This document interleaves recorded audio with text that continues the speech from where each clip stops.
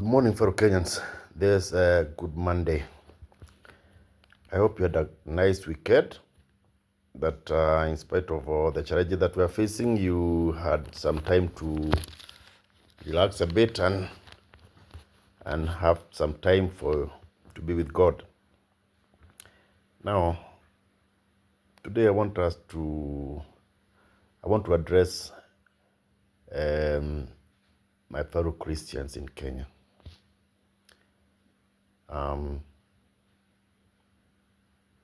The situation that we are in Kenya is not a very good situation. And this country has deteriorated. It's going from bad to worse in all aspects. When you go to schools, a lot of chaos. Government, a lot of chaos. In business, a lot of chaos.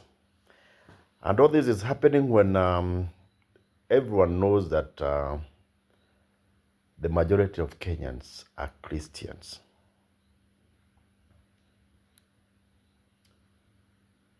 That means that in spite of the fact that most of us are Christians, we are still standing aside and letting this country go down the drain.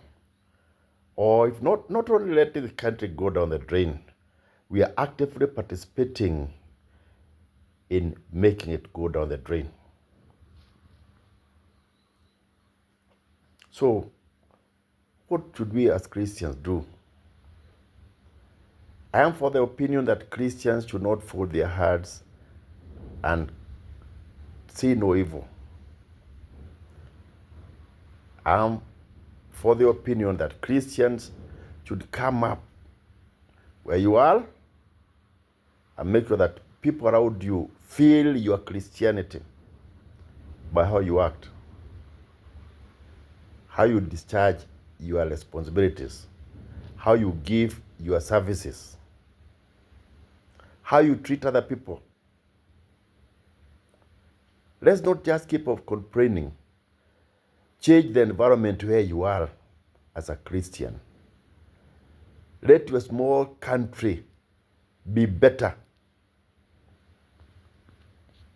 Let your responsibility be felt. That's more responsibility that will be given. Have you been given the responsibility of being a parent? Be a good parent, a Christian parent. Are you a teacher? Be a good teacher, a Christian teacher. Dispense your punishment with love if you are punishing people. Be mindful of other people's feelings. Don't just go after your own interest. If we give a responsibility to the government, please remember that you are a Christian. Let us see your Christianity there.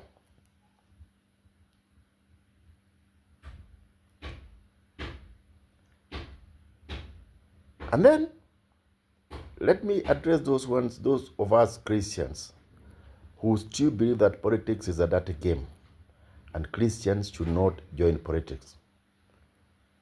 Basically, what they are saying is, let the people who are in government, let the people in politics run this country the way they want. So what does the Bible say about the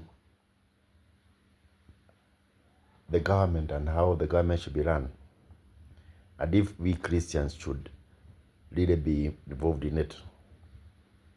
It really pains me when we Christians, we are crying and saying that our politicians are corrupt. But when a genuine Christian seeks the mandate of the people to lead, you send delegations to him to convince him to step down because he is getting into a dirty business. You'd rather give a corrupt fella the MP position and deny your fellow Christian just because, as you claim, you are trying to save your Christian from being corrupted. So how then do you expect that corrupt fella that you give in the instead of the righteous Christian to be righteous when he goes there. He's going just to perpetuate the corruption. How do you expect that person who gets in by bribing you go there not perpetuate bribery? How do you expect that person who got there by creating a story, a false story about his opponent, so that people could not vote his opponent? How do you expect when he goes up there not to create a narrative that is true and use lies?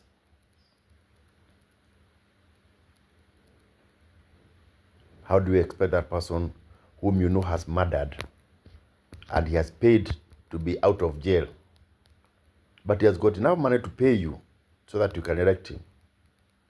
How do you expect to behave when you become your elected representative? And now you tell me that I'm in the church, I should not say anything about this country. When I'm with my people, I should keep quiet about the ills that are going on in this country to be a good Christian. I should not say anything. If people are abducted, I should keep quiet. That's what you are telling me. That I should not say that the government is wrong, it's doing right. Let's see a few references of what the Bible says. I want to read Proverbs that one from 8. This is what it says. Speak up for people who cannot speak for themselves. Protect the rights of all who are helpless. Speak for them and be a righteous judge. Protect the rights of the poor and needy. What does that say? Does it tell us Christians to keep quiet? No. It tells us to speak up. So, I'm not being a Christian when I go to defend the people that are around me. And that's what a politician should be.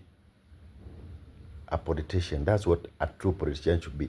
A person who speaks for other people. So there's nothing evil with being a politician. It's not that we have left it for the evil ones to do it, for the evil people to do it. There's nothing ungodly with speaking out. Let's see what Isaiah says. Isaiah 1, just one verse 17. It says, I read 16 and 17. Watch yourselves clean. Stop all this evil that I see you doing. Yes, stop doing evil. And learn to do right. See that justice is done. Help those who are oppressed. Give orphans their rights and defend widows. I'll repeat from 17b. See that justice is done. Help those who are oppressed. Give orphans their rights and defend widows. So, see that justice is done. So you don't want people who know what is justice to go up there. Let me read one more verse. From Psalms 82. Psalms 82, 2 verses 2 and 4. It says, you must stop judging unjustly. You must no longer be partial to the wicked. Defend the rights of the poor and the orphans. Be fair to the needy and the helpless. The Bible does not tell us to keep quiet. So, my fellow Christians, please give a chance to your fellow Christians in this 2027. Give them a chance. Do not think that they have lost their way when they come to ask you for their votes. They have not lost their way. But of course, you've got people who are riding on Christianity to go to those positions. I'm talking of Christians who want to become politicians, not politicians who are pretending to be Christians. And we know, we live with them. We know genuine Christians. Do not discourage them from looking for elective positions. Do not discourage them. What about Christians going out there on the streets to demonstrate and resist the government? So every government, every authority is God-given. So we should just obey them. But we've got biblical instances when they have been disobeyed.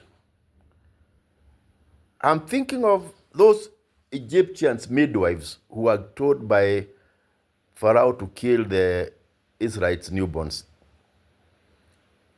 Did they just obey? They disobeyed. They disobeyed. I'm thinking of those young men who were in captive, who are told to worship false gods. They disobeyed. You are not supposed to do something you know that is not right, it's ungodly. You are a policeman and you'll be told to go and shoot people on the streets, and you are a Christian. Disobey. Do not.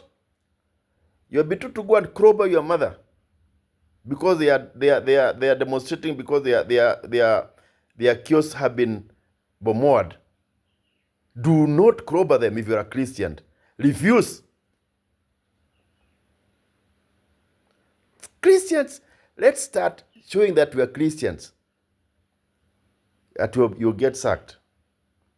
So who is greater, the government or God? Get sacked. God will provide for you.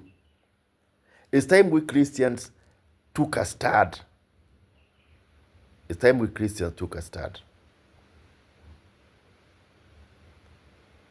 Well, you might say that, oh, he is not in my position.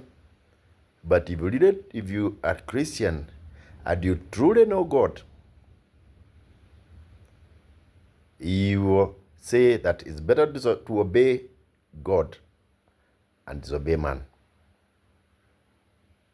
It's only unfortunate that most of us who call ourselves Christians, really, we've just labeled ourselves, just given ourselves a name, and we are not really Christians.